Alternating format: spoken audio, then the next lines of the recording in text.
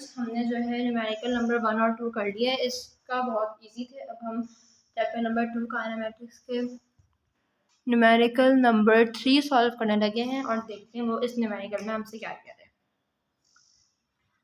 अब बस starts from rest. देखो भाई, वही बात आ गई जो मैंने आप लोग को इस चैप्टर का क्वेश्चन नंबर 3 करते हुए बात बताई थी कि कोई भी ऑब्जेक्ट जब रेस्ट में होता है तो हमें क्या चीज़ पता चलती है कि वो रुकी हुई है। एक बस है जो कि रुकी हुई थी और वो स्टार्ट हुई है चलना, and travels along a straight path, और वो एक स्ट्रेट पाथ पे चल रही है। सही है, एक बस थी, रेस्ट पे थी, और फिर वो स्टार्ट हुई चलना एक स्ट्रेट पाथ पे।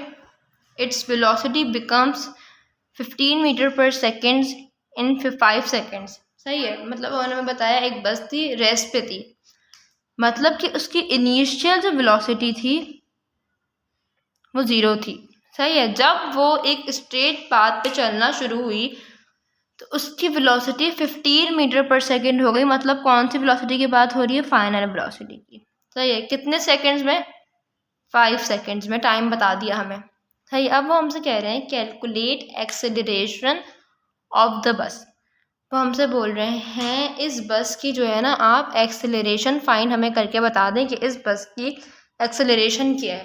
सही है, तो एक्सेलरेशन का सबसे पहले तो हमने यहाँ पर बनाया डाटा हमने बना लिया। Final velocity 0 metre per second है, उन्होंने बता दिया ऑब्जेक्ट रेस्ट पे है। Sorry, initial velocity. Final velocity हमारे पास 15 मीटर पर सेकेंड आ गई। टाइम हमारे पास 5 सेकेंड्स आ गया। एक्सेलरेशन हमें फाइंड आउट करनी है। सही, एक्सेलरेशन फाइंड आउट करनी है, मतलब ये वो फार्मूला होना चाहिए, वेलोसिटी और एक्सेलरेशन का वो फार्मूला है कि दिमाग में फ़ौरन क्लिक करना चाहिए। इतना इजी फार्मूला है, इसको याद कर लें आप लोग इस फार्मूले को। सही है, हमने वहाँ पर डाटा बना लिया था। यहाँ हमारे पास स्टेप नंबर 2 है, जिसमें हम क्या करते हैं, जो फार्मूला होता है वो पुट करते हैं। स्टेप नंबर 3 में हम सोल्यूशन करते हैं और फिर हम रिजल्ट लिख देते हैं।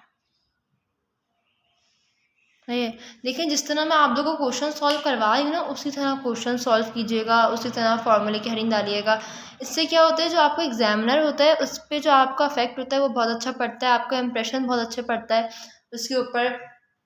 सही है, और अपने न्यूमेरिकल्स पे ग्रिप बेटा अच्छी रखेगा। न्यूमेरिकल्स अगर अच्छे तरीके से सॉल्व करेंगे तो पेपर में मार्क्स भी कम अच्छे मिलते हैं, सॉरी कम नहीं मिलते, बहुत अच्छे मार्क्स मिलते हैं, बशर्ते आपने न्यूमेरिकल सही सॉल्व किया, फार्मूला सही लगाया हो। बच्चे फार्मूला लगाने के बाद वैल्यूज़ इधर उधर पुट कर देते हैं तो उनकी जो है आंसर गलत आ जाता है। आपने गलती नहीं करनी, फार्मूला जो लगाएंगे हर पैरामीटर की जगह उसी की वैल्यू लिखेगा। ये नहीं कि इनिशियल वेलोसिटी की जगह फाइनल वेलोसिटी लिख दी, फाइनल वेलोसिटी की जगह इनिशियल वेलोसिटी की वैल्यू लिख दी। इस तरह नहीं करना है, जो वैल्यू जहाँ है उस वैल्यू को वहीं पर ही लिखिएगा। सही है, अच्छा जी, तो हमने यहाँ पर एक्सेलरेशन का फार्मूला लगा दिया, जो कि हमारे पास होता है A=VF - VI divide by T. VF - VI को हम डेल्टा V भी बोलते हैं। सही है, तो एक्सेलरेशन का एक फार्मूला इसको भी हम कह सकते हैं, लेकिन इसी को अगर हम ओपन कर दें तो हमारे पास VF - VI बनता है। सही है, अब जो है हमने अपने फार्मूले में put the value in formula and calculate. हमने अपने तमाम जो फार्मूलाज थे उनकी वैल्यू हमने इसमें पुट करना शुरू करी, तो हमारे पास क्या आ गया, फाइनल वेलोसिटी हमारे पास वहाँ 15 थी, हमने यहाँ पे 15 पुट कर दिया, और इनिशियल वेलोसिटी हमारे पास 0 थी क्योंकि वो रेस्ट से स्टार्ट हुई थी, तो हमने यहाँ 0 पुट कर दिया। डिवाइडेड बाय टाइम है, टाइम हमारे पास वहाँ पर 5 सेकेंड्स दिया हुआ था, यहाँ पर हमने 5 सेकेंड्स पुट कर दिया। सही है, मैं दोबारा आप लोग को एक चीज़ बता रही हूँ, ये मत कीजिएगा कि आप लोग ये समझे फाइनल वेलोसिटी इनिशियल वेलोसिटी एक ही होती है तो इसकी वैल्यू हम यहाँ लिखें यहाँ लिखें बराबर है। नहीं, ऐसा बिल्कुल भी नहीं है बेटा। अगर आप लोग 15 यहाँ लिख देंगे, 0 यहाँ लिख देंगे, आंसर माइनस में आएगा। आंसर माइनस में आएगा, इसका मतलब हो जाएगा कि एक्सेलरेशन जो है डिक्रीज़ हो रही है। तो वो तो बात की चीज़ है कि क्या होगा माइनस करने से, आंसर गलत हो जाता है, 0.5 कट जाते हैं। इसलिए वैल्यूज़ जो पैरामीटर फॉर्मूले में जहाँ दिया हुआ है उसकी वैल्यू वहाँ पर ही पुट कीजिएगा। सही है, तो हमने यहाँ कर दिया 15 - 0 15 ही होता है, और 5 एज इट इज़ यहाँ पर आ जाएगा। और एक और चीज़ का ख्याल रखिएगा कि कभी भी इस तरह वैल्यूज़ इस तरह क्वेश्चन नहीं करेगा। इस तरह बुक में हुआ है, लाइन बाय लाइन क्वेश्चन करना है। ये वाला स्टेप आ गया, फिर ये वाला जो स्टेप है ना, जो ये वाला स्टेप है उसको इसके नीचे लिखिएगा, फिर जो आंसर है उसको इसके नीचे लिखिएगा। ये लंबा लंबा करने की कोई ज़रूरत नहीं है, जो है इसलिए अच्छा नहीं लगती, प्रेजेंटेशन अच्छी नहीं लगती क्वेश्चन की। तमीज़ से करें, लाइन बाय लाइन। सही है, बुक वालों ने तो इस तरह किया हुआ है, मसला नहीं है उनका, लेकिन आपने बोर्ड में इतना बिल्कुल भी नहीं करना।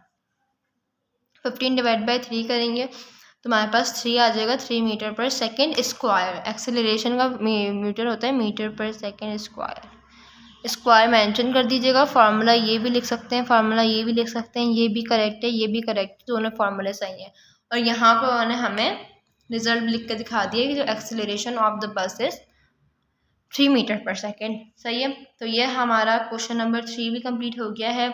और अभी तक जो मैंने 3 क्वेश्चन करवाए हैं उसमें पहले वाले क्वेश्चन में हमने स्पीड मालूम करी, दूसरे वाले क्वेश्चन में हमने डिस्टेंस मालूम किया, लेकिन उसमें हमने जो है वो यूनिट्स को चेंज किया ऐसा यूनिट में, और हमने फार्मूले को रीअरेंज किया। इसमें हमें फार्मूले को रीअरेंज करने की कोई भी ज़रूरत नहीं पड़ी, इजीली हमारा क्वेश्चन जो है सॉल्व हो गया। एक्सेलरेशन का हमने फार्मूला लगाया और वो इजीली हमारे पास आ गया।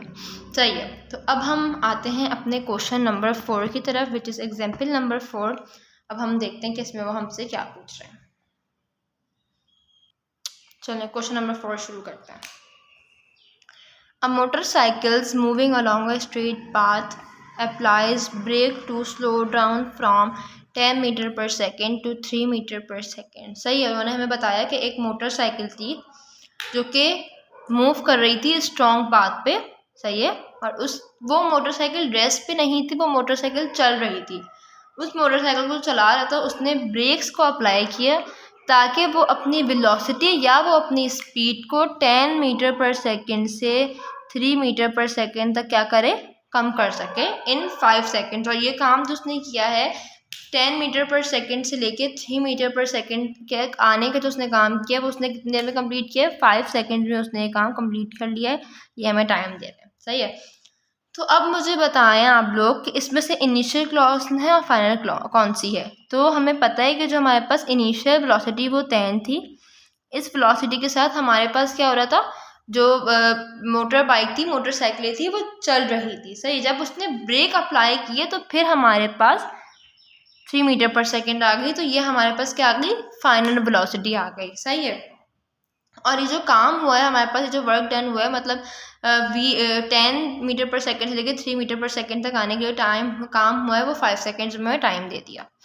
वो हम तो कह रहे हैं कि भाई एक्सेलरेशन को आप जो है फाइंड आउट करके बता दें कि इसकी जो है एक्सेलरेशन क्या है, इसकी एक्सेलरेशन हमें क्या गिवन है। तो अब हम सबसे पहले क्या करेंगे, डाटा बनाएंगे, जो कि हमने यहाँ पर बना लिया है।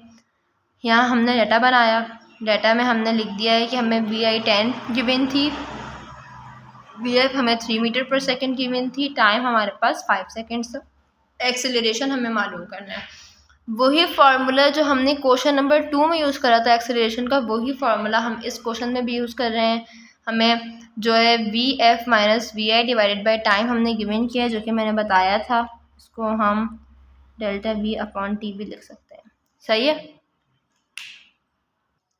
सही है, तो हमने इस फार्मूले में सारी वैल्यूज पुट कर दी। हमारे पास फाइनल वेलोसिटी 3 थी, हमारे पास 10 इनिशियल वेलोसिटी थी, डिवाइड बाय हमने टाइम कर दिया।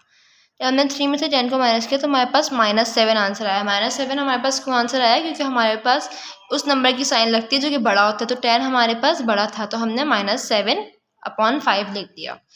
तो हमने -7/5 को डिवाइड किया। अब जब कैलकुलेटर में लिखे ना तो 7/5 मत लिखेगा, -7 डिवाइड बाई 5 लिखेंगे तो हमारे पास आंसर आ गया -1.5। सही है, तो हमारे पास ये एक्सेलरेशन नहीं आई है, ये हमारे पास डीसेलरेशन आई है मोटरसाइकिल की, वो क्या थी, -1.5। सही है, तो ये हमारे पास हो गया आंसर। और यहाँ हमारे पास जो है न्यूमेरिकल्स कंप्लीट हो गए हैं 4। अब जो है इस चैप्टर की वर्क एग्जाम्पल्स नंबर 4 तक हो गई हैं। जो इसकी रिमेनिंग वर्क एग्जाम्पल हैं वो हम नेक्स्ट वीडियो में करेंगे। तो आई होप आप लोग को इस चैप्टर में जो मैंने समझाई हैं वाली एग्जाम्पल्स, इसमें कोई मसला नहीं हुआ होगा, जो डाउट्स होंगे क्लियर हो गए होंगे। ओके, अपना ख्याल रखिएगा। अल्लाह हाफिज़। Thank you for watching.